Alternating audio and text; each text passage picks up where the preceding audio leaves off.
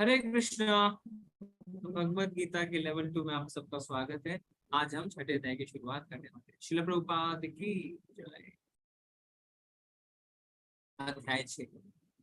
अगर कोई बीच में मेरी आवाज नहीं आती है तो आप सब चैट में बता सकते हैं। अभी क्लियर है सबको? बता सकते हैं चैट में, क्योंकि शायद सुमित प्रभु थोड़े से बिजी है तो रिप्लाई नहीं कर पाएंगे।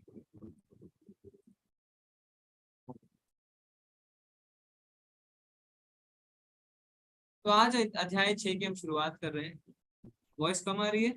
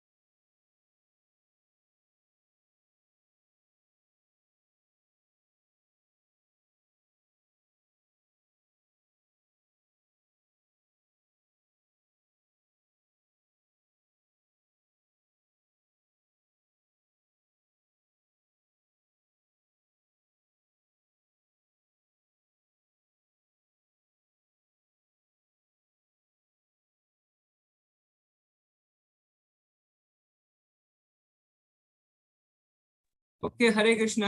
ठीक है, मैं लॉग आउट ही हो गया था। और प्रभु जी, हाँ ठीक है। मैं सबको अनम्यूट करने का ऑप्शन दे रहा हूँ, ठीक है। अभी हम बात कर सकते हैं। अभी आवाज ठीक आ रही है मेरी? जी प्रभु जी। जी प्रभु जी। धन्यवाद। जी प्रभु जी। मैं एक और पोस्ट बना देता हूँ। अनुराग प्रभु, मैं आपको पोस्ट बना देता हूँ एक बार, तो उससे अगर बीच में कोई दिक्कत हो तो आप सपोर्ट करिए, ठीक है प्रभु जी। अनुराग प्रभु आप हैं? हरे कृष्णा प्रभु जी, अवेलेबल हो। जी जी जी। ओके, अभी हम शेयर करते हैं स्क्रीन। अध्याय 6। बाकी सब अपने आप दिक्कत आती है। थोड़ा सा माइक का ध्यान रखिए, ठीक है? नहीं तो जो पोस्ट है ना, वो अगर बीच में कोई डिस्टरबेंस आती है तो उनको म्यूट कर सकते हैं, ऐसी कोई प्रॉब्लम नहीं है। ओके, तो छठे अध्याय में आप सबका फिर से स्वागत है। ठीक है, आज हम छठे अध्याय का पहला 33 श्लोक करेंगे। इस अध्याय से 33। सबसे पहले हम समीक्षा कर लेते हैं कि अब तक हमने क्या करी है। योग सीढ़ी यानी योगा लैडर। तो इस लैडर में हमने क्या देखा? सबसे पहले तीसरे अध्याय में कर्म योग, उसके ऊपर हम बढ़ते हैं चौथे अध्याय ज्ञान योग, उसके बाद ये जो छठा अध्याय है वो है ज्ञान योग का और भक्ति योग। तो वास्तव में ये सीढ़ी शुरुआत होती है कर्म योग से, कर्म योग से ज्ञान योग, ज्ञान योग से ध्यान योग, ध्यान योग से भक्ति योग। तो उसमें हम क्या देखते हैं? प्रगति और लिंक। लिंक क्या है, कैसे आपस में जुड़े हुए हैं? तो पहले इंद्रियां हमारी भगवान की सेवा में लगती है। ये सबसे मौलिक, जिसे कहते हैं बेसिक तरीका है जिससे हम भगवान से जुड़ते हैं। तो अपने हाथ पैर कान नाक इत्यादि को भगवान की सेवा में लगाते हैं। ऋषिकेश सेवन, यानी इंद्रियों से इंद्रियों के स्वामी की सेवा। जब ऐसा करते हैं, मंदिर जाते हैं, मंदिर की सफाई करते हैं, भगवान के लिए भोग बनाते हैं, मालाएं तैयार कर देते हैं। आप देखेंगे इस्कॉन में माताएं बैठी रहती हैं, आकृति फूलों को अलग से पूरा सजाती रहती है, भोग बना देती है, भगवान का मंदिर की सफाई कर देते हैं, प्रभुपाद जी की काफी सेवा रहती है। तो ऐसा करते हैं तो क्या होता है, भक्तों से मिलते हैं, और जब भक्तों से मिलते हैं तो आपको इच्छा होती है कि मैं भी ज्ञान अर्जित करूं, मुझे भी ज्ञान चाहिए, मुझे भी जानना है शास्त्रों में क्या लिखा हुआ है, भगवत गीता में क्या लिखा हुआ है, श्रीमद् भागवत में क्या लिखा है। तो आप ज्ञान अर्जन शुरू करते हैं, कर्मयोग से ज्ञान योग। फिर क्या है, आप अपने मन को अपने वश में करना चाहते हैं, अब मन भगवान में लगाना चाहते हैं, क्योंकि जब आप ज्ञान अर्जन करते हैं, जब आप सुनते हैं भगवान को कहते हुए मन बना भव मत भक्तो मन त्याजी कि अपना मन मुझ में लगाओ, तो कहते हैं भगवान में कैसे लगाओ अपना मन। तो आप क्या करते हैं, फिर ध्यान योग की शुरुआत होती है, आप अपने मन को भगवान में लगाना चाहते हैं। फिर आगे बढ़ते हैं, भक्ति योग को अंगीकार करते हैं और अपनी आत्मा को, अपने पूरे अस्तित्व को आप भगवान की सेवा में समर्पित करते हैं। इस तरीके से चीजें जुड़ी हुई है, कर्म योग से ज्ञान योग, ज्ञान योग से ध्यान योग, ध्यान योग से भक्ति योग। इसके संबंधित परिणाम, तो परिणाम क्या होते हैं, धीरे धीरे योग की सीढ़ी में ऊपर उठते हैं और भक्ति की ओर अग्रसर होते हैं। ये इसका परिणाम। सीढ़ी का क्या पर्पस होता है, सीढ़ी का पर्पस यही होता है कि आप सीढ़ी के ऊपर पहुंचे। तो योगा जो लैडर है, योग सीढ़ी है, उसका भी यही पर्पस है कि धीरे धीरे आप भक्ति के ऊपर, भक्ति तक अग्रसर हों। योग सीढ़ी में देखे गए आधुनिक धार्मिक अभ्यास और दर्शन, इसकी हम चर्चा करेंगे। अंत में इस्कॉन के लिए 5.29 तात्पर्य का महत्व। तो 5.29 जो इस पिछले अध्याय का हमने देखा था, शांति सूत्र, और साथ ही साथ हमने ये भी उसमें पढ़ा कि किस तरीके से इसका इस्कॉन में महत्व है, किस तरीके से पूरा का पूरा 5वां अध्याय कृष्ण भावनामृत के लिए एक व्यवहारिक व्याख्या के रूप में हमने पढ़ाई करी। और हमने ये भी देखा कि कैसे कर्म योग से मुक्ति मिल सकती है, क्योंकि 5वें अध्याय का शीर्षक क्या था, कृष्ण भावना भावित करना, कैसे भगवान की भावना में पूरी तरह रह के युद्ध कर सकते हैं, है ना। तो अगर हम 5वें अध्याय का 29वां श्लोक खोलें, उसका तात्पर्य एक बार आप सब बोल सकते हैं, आपके पास किताबें हैं, उसके तात्पर्य से हम थोड़ा सा पढ़ेंगे। क्या लिखा प्रभुपाद जी ने 5वें अध्याय का 29वां श्लोक, आखिरी पैराग्राफ में आ जाइए, तो सेकंड पैराग्राफ। यह 5वां अध्याय कृष्ण भावनामृत की, जिससे सामान्यतः कर्म योग कहते हैं, व्यवहारिक व्याख्या, it's a practical description of yoga in action, कर्म योग। यहाँ पर इस प्रश्न का उत्तर दिया गया है कि कर्म योग से मुक्ति किस तरह प्राप्त होती है। कर्म योग से भी वास्तव में प्रभुपाद जी ने कर्म योग, बुद्धि योग और भक्ति योग उसको एक ही कहा है, क्योंकि भक्ति क्या है, डिवोशनल सर्विस, सक्रियता, कर्म उसमें भी है। तो कर्म योग, बुद्धि योग और भक्ति योग एक ही है। यहाँ पर इस प्रश्न का उत्तर दिया गया है कि कर्मयोग से मुक्ति किस तरह प्राप्त होती है। कृष्ण भावनामृत में कार्य करने का अर्थ है परमेश्वर के रूप में भगवान के पूर्ण ज्ञान के साथ, भगवान के लिए कर्म करना पर पूर्ण ज्ञान के साथ, ये पूरी तरह समझते हुए कि मैं क्यों करूं। नहीं तो भक्ति सिर्फ भाव बन के रह जाएंगे अगर ज्ञान नहीं होगा, और फिर कोई भी आपको बहकाएगा, कुछ भी करवाएगा आपसे भगवान के नाम पर। अगर आपने ज्ञान अर्जन किया है तो आप पूर्ण कृष्ण भावना में प्रभावित होके भगवान के लिए कर्म कर सकते हैं। ऐसा कर्म दिव्य ज्ञान से भिन्न नहीं होता। प्रत्यक्ष कृष्ण भावनामृत भक्ति योग है, और ज्ञान योग वह पथ है जिससे भक्ति योग प्राप्त किया जाता है। कृष्ण भावनामृत का अर्थ है परमेश्वर के साथ अपने संबंध का पूर्ण ज्ञान प्राप्त करके कर्म करना, और इस चेतना की पूर्णता का अर्थ है कृष्ण या श्री भगवान का पूर्ण ज्ञान। तो भगवान अर्जुन को क्या कहते हैं, मुझे याद करते करते युद्ध करो, यानी कृष्ण भावना भावित होते हुए कर्म करो। शुद्ध जीव भगवान के अंश रूप में ईश्वर का शाश्वत दास है। तो वास्तव में यही हमारी संवैधानिक स्थिति है, जीवे स्वरूप को एक कृष्ण दास। वह माया पर प्रभुत्व जताने की इच्छा से ही माया के संपर्क में आता है, और यही उसके कष्टों का मूल कारण है। तो कितना क्लियर कट बता दिया गया है, कोई घुमाने फिराने की आवश्यकता नहीं है। हाँ ये वो है, क्यों दुख पा रहे हैं, क्यों कष्ट मिल रहे हैं, क्योंकि हम प्रभुत्व जताना चाहते हैं, हम स्वामी बनना चाहते हैं। और इस श्लोक में भगवान ने क्या कहा है, मैं स्वामी, है ना। भोक्ताराम यज्ञ तपसाम सर्वलोक महेश्वर, मैं हूँ स्वामी। और जब हम स्वामी बनने की कोशिश करते हैं तो हमारे कष्ट शुरू हो जाते हैं। जब तक वह पदार्थ के संपर्क में रहता है उसे भौतिक आवश्यकताओं के लिए कर्म करना पड़ता है, किंतु कृष्ण भावनामृत उसे पदार्थ की परिधि में स्थित होते हुए भी आध्यात्मिक जीवन में ले आता है, क्योंकि भौतिक जगत में मुक्ति का अभ्यास करने पर जीव का दिव्य स्वरूप पुनः प्रकट होता है। जो मनुष्य जितना ही प्रगत है वह उतना ही पदार्थ के बंधन से मुक्त रहता है। भगवान किसी का पक्षपात नहीं करते, ये हमने देखा है 9वें अध्याय में। भगवान किसी के साथ पक्षपात नहीं करते। भगवान कहते हैं क्या सम्मोहन सर्वभूतेषु नाम है दोषोस्ति नाम किया, मैं किसी का कोई पक्षपात नहीं करता।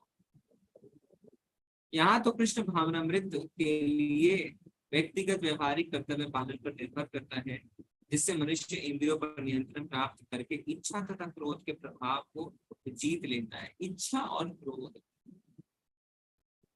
ये नरक के 3 द्वार हैं। कौन कौन से नरक के 3 द्वार तो बता सकता है? काम क्रोध लोभ। काम क्रोध और लोभ, वेरी गुड।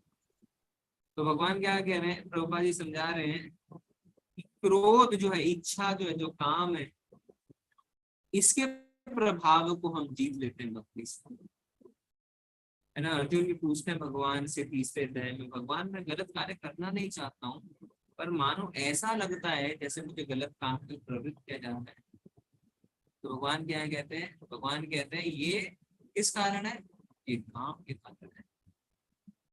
तो काम रूपी दुर्जय शत्रु पर विजय हासिल करो, और जो कोई उपयुक्त काम इच्छाओं को वश में करके कृष्ण भावनामृत में दृढ़ रहता है वह ब्रह्म निर्वाण या दिव्य अवस्था को प्राप्त होता है। कृष्ण भावनामृत में अष्टांग योग पद्धति का स्वयं अभ्यास होता है, क्योंकि इससे अंतिम लक्ष्य की पूर्ति होती है।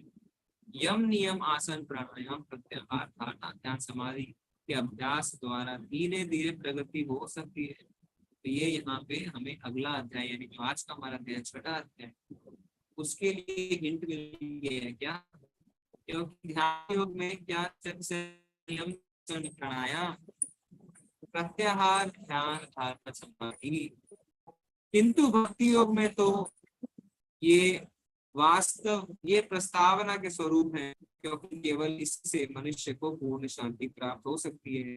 यही जीवन की परम सिद्धि है। एक मिनट,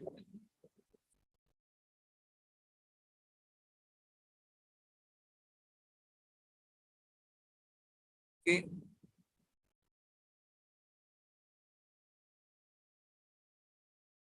मिनट, कौन आ रहा है मंदिर से?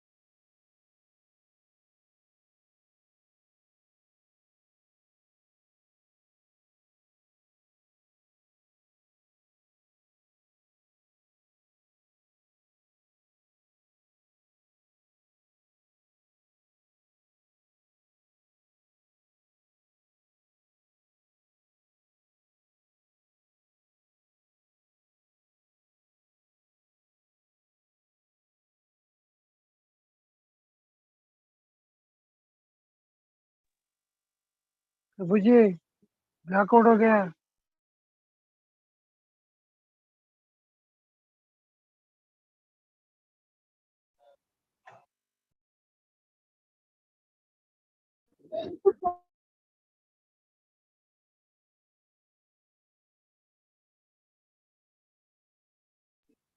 हरे कृष्णा। आवाज नहीं आ रही है। हरे नहीं कृष्णा। प्रभु प्रभु जी जी का फोन आया है, प्रभु जी अभी थोड़ी देर में आएंगे। जी माता जी। हम्म।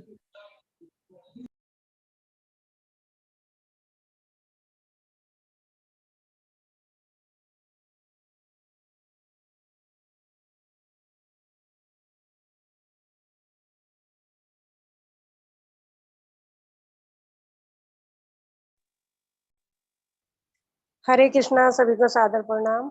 आज प्रभु जी की क्लास में आवाज बहुत स्लो आ रही है, आप सभी को भी आ रही है? हाँ, आवाज बहुत जी स्लो आ माता जी, रही हमको बहुत स्लो आवाज आ रही माता जी, और है। वीडियो रुक रुक के अरे नहीं आ रहा, बहुत बंद है। सुनाई नहीं आ रहा। आवाज कम आ रही है, आवाज कम आ रही है। जी प्रभु जी, बहुत हाँ स्लो आ रही ठीक है, है। हाँ आवाज प्रभु। प्रभु की अभी सही आ रही है। मैं शायद धीरे बोल रहा हूँ, है ना। वो नहीं प्रभु जी, आवाज थोड़ी सी जी धीरे आ है। रही है। आफ्टर इफेक्ट्स एकादशी के आफ्टर इफेक्ट्स हो गए। अभी ठीक है प्रभु जी। अभी मैं जोर से बोलूंगा, अभी ठीक आएगी, ठीक है। सॉरी, मंदिर से एक फोन आ गया था ना, इसलिए उठाना पड़ा, क्योंकि अभी खास सेवा चल रही है वहां पे। जी, तो ध्यान योग। तो इस अध्याय में कुल 47 श्लोक हैं, और बीच में आप मुझे टोक सकते हैं अगर कहीं पे प्रॉब्लम आ रही है आवाज, इसीलिए मैंने सबको अनम्यूट ऑप्शन दे दिए और अनुराग प्रभु को भी बना के। तो पहले जो नहीं है। श्लोक है, जी धन्यवाद, पहले जो 9 श्लोक हैं उसमें हम पढ़ेंगे योगारूढ़ और योगारूढ़ अभ्यास के बारे में, ठीक है। योगारूढ़ और योगारूढ़, जी। तो इसमें जो योग की सीढ़ी है, इस सीढ़ी को हम 3 हिस्से में बांट सकते हैं। पहला ज्ञान योग, उसके ऊपर ध्यान योग, और उसके ऊपर भक्ति योग। तो इस सीढ़ी की जो प्रारंभिक अवस्था है, प्रारंभिक जो भाग है, उसे कहते हैं योगारूढ़। प्रारंभिक भाग को योगारूढ़ कहते हैं, और अंतिम भाग को योगारूढ़ कहा जाता है। तो यानी योगारूढ़ क्या है? योगारूढ़ है अष्टांग योग की प्रारंभिक अवस्था, इसे हम आगे पढ़ेंगे, ठीक है। और योगारूढ़ क्या है? उच्च स्तर ध्यान योग, निष्काम कर्म बंद करके जब अष्टांग योग का अभ्यास किया जाता है, जब हृदय में परमात्मा का अनुभव किया जाता है, उसे योगारूढ़ अवस्था कहते हैं, ठीक है। तो योगारूढ़ ऐसा समझिए, योगारूढ़ जो वो प्रारंभिक अवस्था है, और योगारूढ़ जो है वो उच्च अवस्था है। फिर हम 10वें से 27वें में क्या देखने वाले हैं? योग अभ्यास और समाधि के चरण। तो 8 चरण हम देखेंगे ना, यम, नियम, आसन, प्राणायाम, प्रत्याहार, धारणा, ध्यान, समाधि। यम का मतलब होता है क्या नहीं करना, ठीक है। नियम का अर्थ होता है क्या करना है। आसन का अर्थ होता है कैसे बैठना है। प्राणायाम का अर्थ होता है कैसे अपने सांस पे नियंत्रण रखना है। फिर प्रत्याहार का अर्थ होता है अपनी जितनी भौतिक उपाधियां हैं सबसे मुक्ति प्राप्त करने, है ना। और फिर उसके बाद धारणा जो है वो ध्यान की प्रारंभिक अवस्था है, ध्यान, उसके बाद समाधि। फिर 28 से 32वें श्लोक में हम क्या देखने वाले हैं? कृष्ण की परमात्मा के रूप में प्राप्ति। तो ध्यान योगी जो है वो परम सत्य को परमात्मा के रूप में अपने हृदय में दर्शन कर सकता है। तो श्रीमद् भागवतम क्या कहते हैं कि 3 स्तर पे भगवान के साक्षात्कार होते हैं। ब्रह्मेति, परमात्मेति, भगवान-इति। ब्रह्मेति यानी ब्रह्म ज्योति, ज्ञान योगी ब्रह्म ज्योति तक पहुंच सकते हैं। ध्यान योगी, अष्टांग योगी परमात्मा रूप में भगवान को अपने हृदय में अनुभव कर सकते हैं। पर जो भक्त है उसके ऊपर वो भगवान के साक्षात्कार कर सकते हैं, भगवान से बैठ के बात कर सकते हैं, ठीक है। फिर 33 से 36वें श्लोक में क्या देखेंगे? अष्टांग योग अर्जुन द्वारा अस्वीकृत। अर्जुन मना कर देते हैं, प्रभु मेरे से नहीं होगा, चलम बना कृष्णा परमाति बल हम, है ना। भगवान क्या अर्जुन बताते हैं कि मुझसे नहीं होगा ये भगवान, ये बहुत डिफिकल्ट है। तो भगवान क्या कहते हैं? भगवान कहते हैं निसंशय महाबाहो, कि जो तुम कह रहे हो वो बिल्कुल सही कह रहे हो, वास्तव में ये दिक्कत वाली चीज है। तो इसके बाद हम पढ़ने वाले जिसको। और आगे क्या है? 37 से 45वें श्लोक में देखेंगे असफल योगी की मंजिल।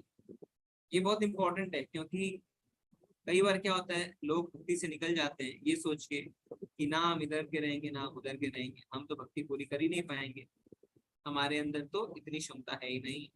तो अर्जुन ये प्रश्न पूछते हैं भगवान से, तो भगवान बताते हैं कि उनकी 2 गति होती है, और गति कितनी सुंदर है वो भी हम जानेंगे, ठीक है। यानी गति में कोई नुकसान नहीं होता कभी किसी को। और फिर अंत के 2 46 और 47वें श्लोक में सर्वोच्च योग, भगवान श्री कृष्ण अपना मत देते हैं कि कौन सा योगी सर्वोच्च है ना। कर्म योगी, ज्ञान योगी, ध्यान योगी या भक्ति योगी। भगवान का ही मत ले लेंगे, हम अपना कंक्लूजन पे नहीं पहुंचेंगे, भगवान क्या बोलेंगे हमसे जानेंगे। तो अष्टांग योग, तो अष्टांग योग में हमने क्या देखा? 8 चरण है।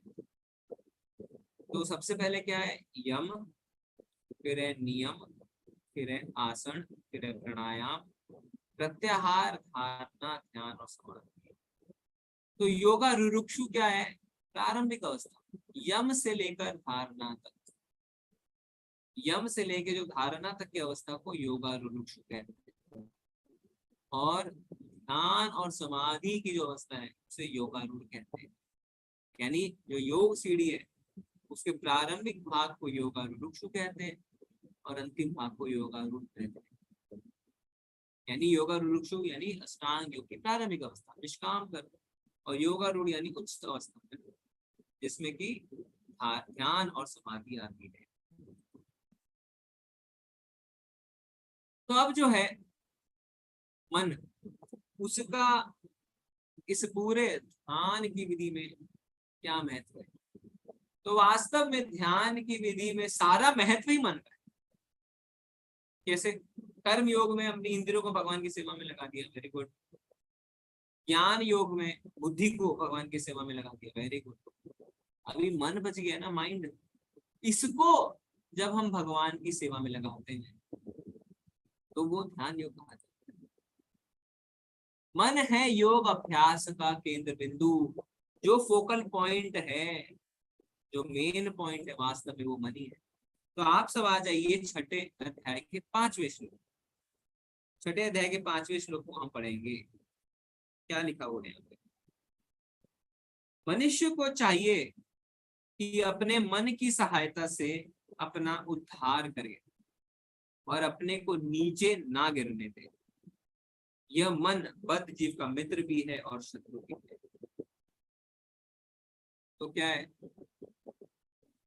वास्तव में जितनी समस्याएं आ रही हैं वो अनियंत्रित मन के कारण है।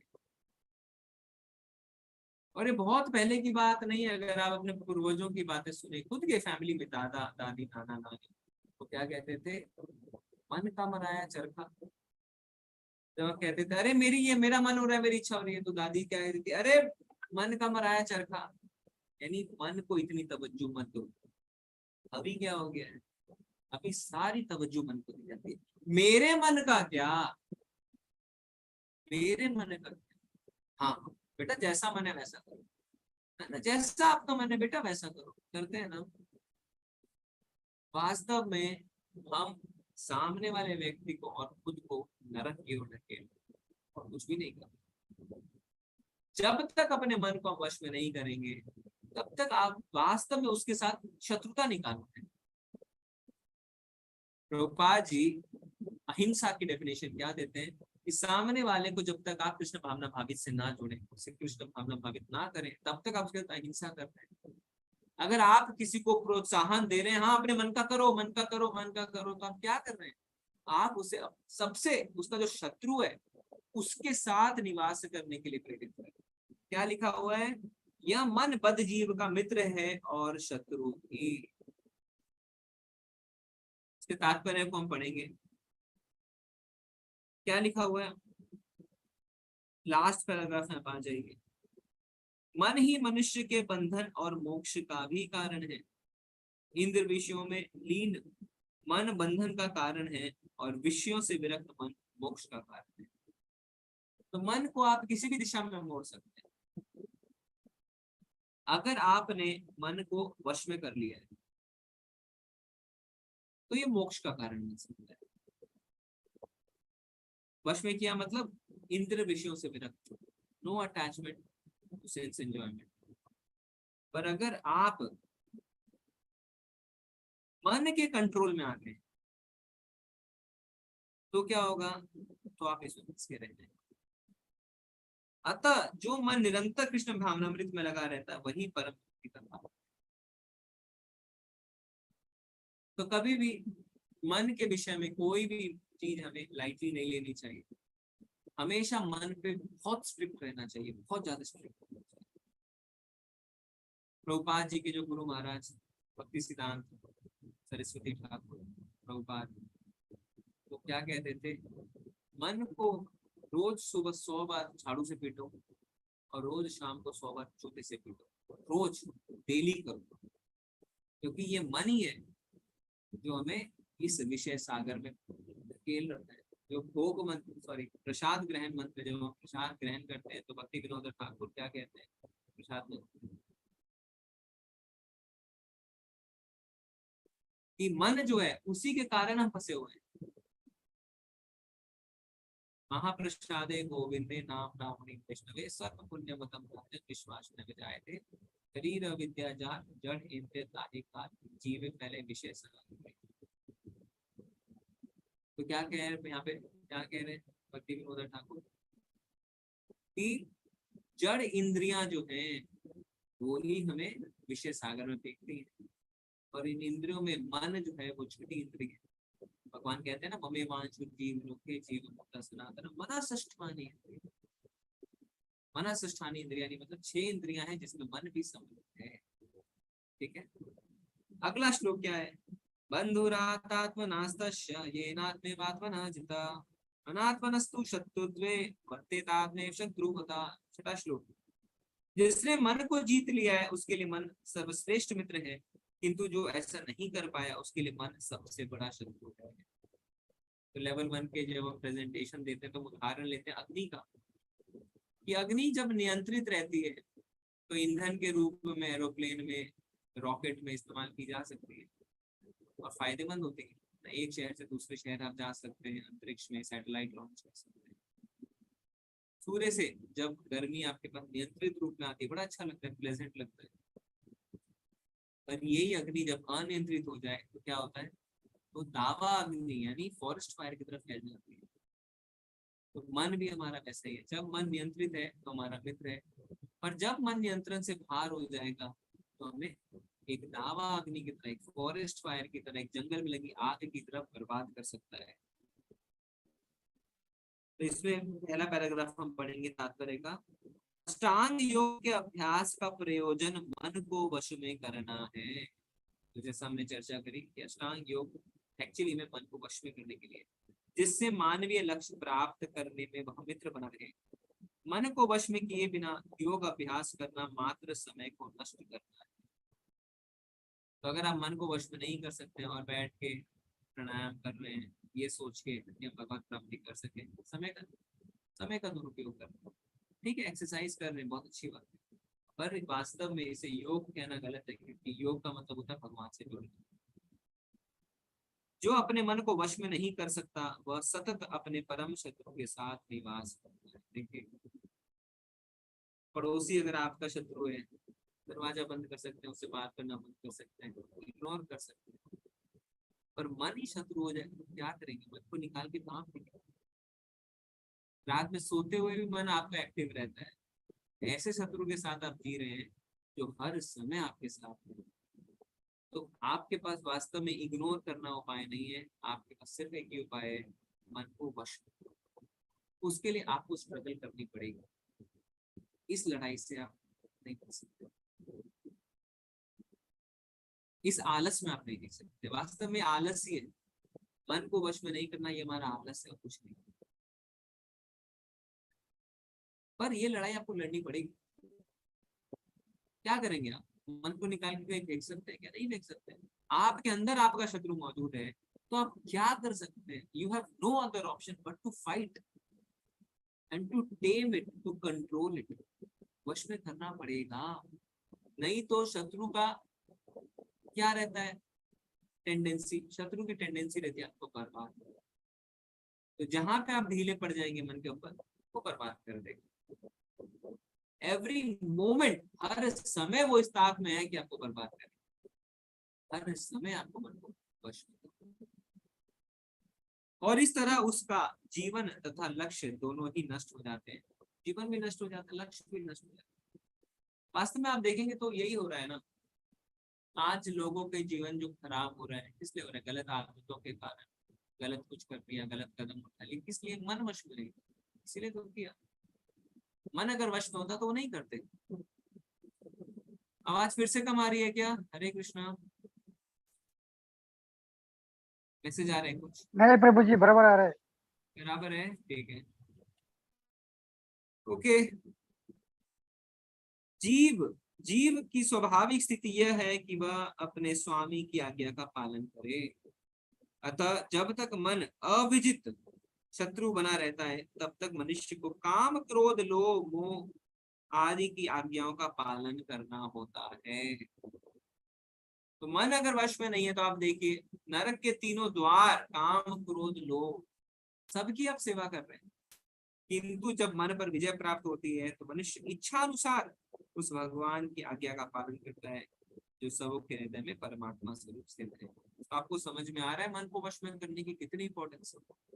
तो सबसे पहले बीमारी पकड़ में आनी चाहिए, ये रियलाइजेशन हो जाना चाहिए कि मन को इम्पोर्टेंट है वश में करना। उपाय भी देंगे भगवान, ऐसा नहीं है सिर्फ बीमारी बता के छोड़ दी, नहीं। तो पर हमारा कर्तव्य क्या है? सबसे पहले हाँ हम स्वीकार करें, यस भगवान मुझे अपने मन को वश में करना है, मैं समझ गया हूँ इस बात को, आप कृपा करके मुझ पर कृपा करें और बताएं मैं ये कैसे कर सकता हूँ, कैसे अपने मन को वश में कर सकता हूँ। तो उसको भी हम आगे देखेंगे, ठीक है। तो प्रभुपाद जी क्या कह रहे हैं? अष्टांग ध्यान से करने का उद्देश्य मन को वश में करना है ताकि उसे मानव मिशन के निर्वहन में मित्र बनाया जा सके। जीव की संवैधानिक स्थिति श्रेष्ठ के आदेश का पालन करना है। जब तक मन एक अजय शत्रु बना रहता है तब तक उसे काम, क्रोध, लोभ, मोह आदि के उपदेशों की सेवा करनी होती है। ये हमने पढ़ा। अब हम 7वें श्लोक में आएंगे, 7वें श्लोक को हम पढ़ेंगे।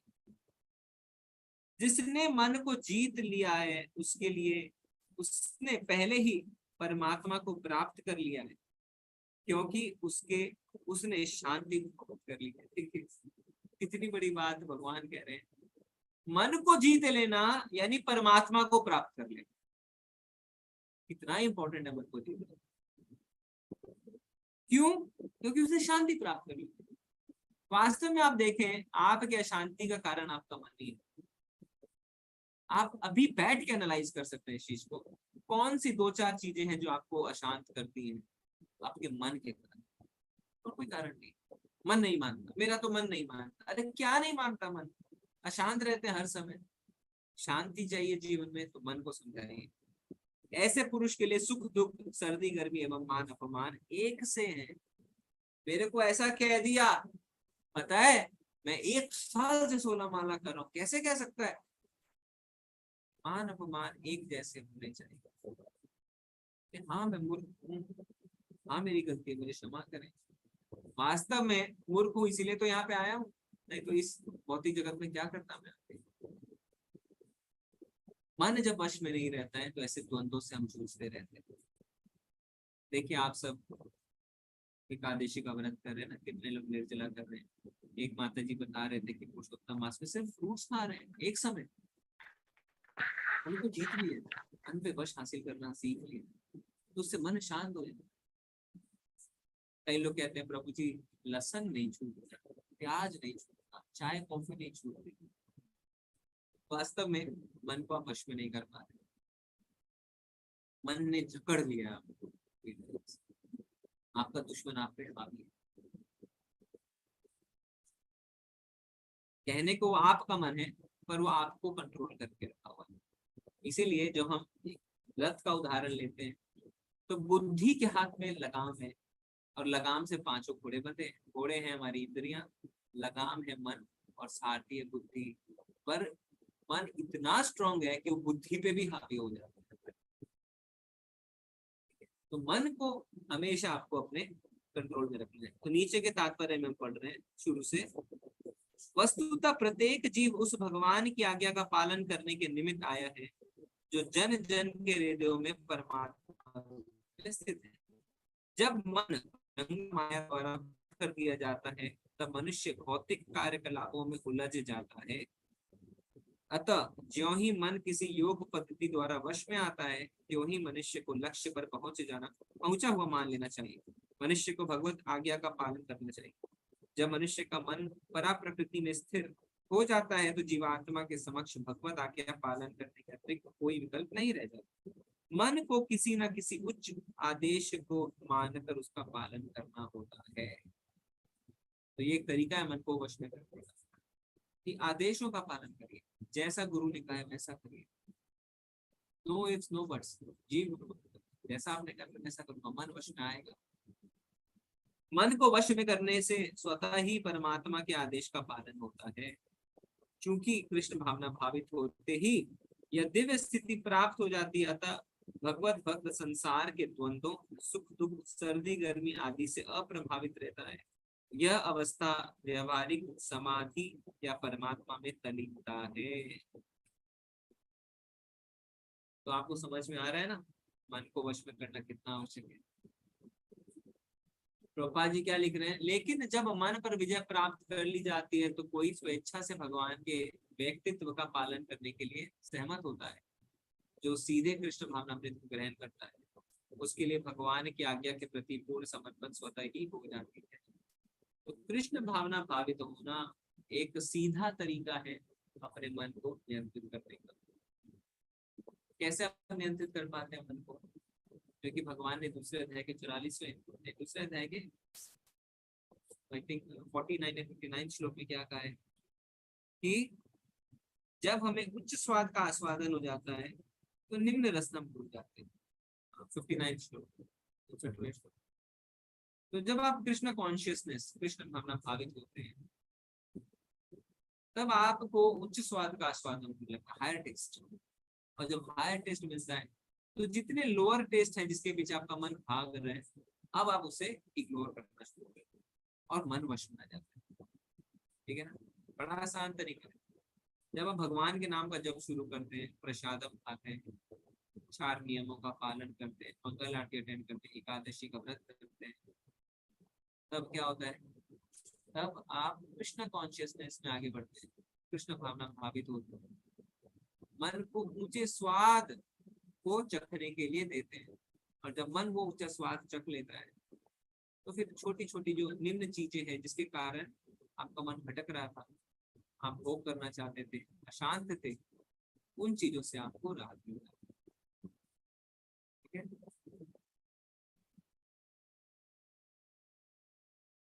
तो जैसा हमने चर्चा करी कि शास्त्रों में कई जगह जो हमारा शरीर है उसे एक रथ से तुलना करी गई है। तो 5 घोड़े जो होते हैं वो हमारी 5 ज्ञान इंद्रियां, आंख, नाक, कान, मुंह और त्वचा। और उन घोड़ों में जो लगाम बंधी है वो हमारा मन है, और लगाम सारथी के हाथ में है, सारथी है हमारी बुद्धि, और इस रथ पे बैठा कौन है, हमारी आत्मा। तो मन चालक है। यदि आप अपने चालक से पूछते हैं कृपया मुझे कृष्ण भावनामृत मंदिर में ले चलो, ड्राइवर आपको यहाँ लाएगा। और अगर आप अपने ड्राइवर से पूछते हैं कृपया मुझे उस शराब घर में ले जाओ, ड्राइवर आपको वहां ले जाएगा। ड्राइवर का काम है कि आप जहाँ चाहें वहां ड्राइव करें। तो मन जो है एक ड्राइवर की तरह, गाड़ी चालक की तरह, क्लब जाना है या मंदिर जाना है वो आज्ञा का पालन करता है ना। पर कभी कभी क्या होता है, मन इतना ज्यादा हम पे हावी हो जाता है कि हमसे गलत काम ही करवाते हैं, वो बुद्धि को भी शासित करने लगता है, बुद्धि पे भी नियंत्रण जमाने लगता है।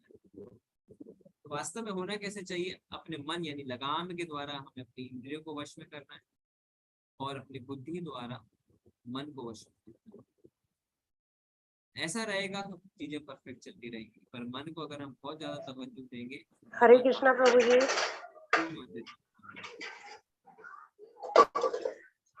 हरे कृष्णा प्रभु जी। माता जी बोली हरे कृष्णा। प्रभु जी आपकी आवाज बहुत ज्यादा स्लो आ रही है, बिल्कुल समझ में ही नहीं आ रहा। ओके, अनुराग प्रभु हरे कृष्णा। हरे कृष्णा प्रभु जी। हाँ, मैं लीव कर रहा हूँ, एक बार फिर से ज्वाइन करता हूँ, आप मुझे होस्ट बना दीजिएगा। मेरे नाम पे राइट क्लिक करेंगे तो होस्ट बनेंगे। ठीक है ठीक है प्रभु जी। लीव करके ज्वाइन करता हूँ, शायद आवाज ठीक हो जाए।